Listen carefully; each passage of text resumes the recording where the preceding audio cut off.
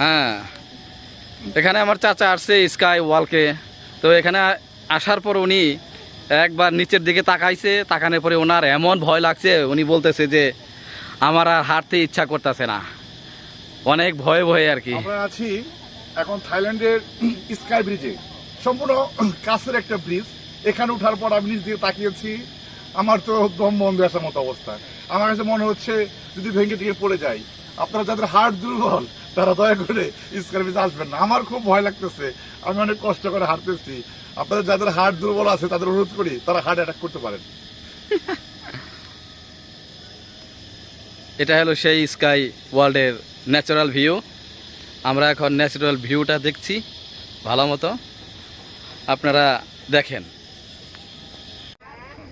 শেষ পর্যন্ত অনেক কষ্ট করে, অনেক ভয় নিয়ে স্কাই ব্রিজটা পার হলাম। তবে এটা সত্য, এই ব্রিজ অনেক শক্ত, কিছু হবে না, কিন্তু মনের অজান্তে ভয় চলে আসে যেন ভেঙে পড়ে যাবো, হার্ট অ্যাটাক করার মতো অবস্থা। ধন্যবাদ।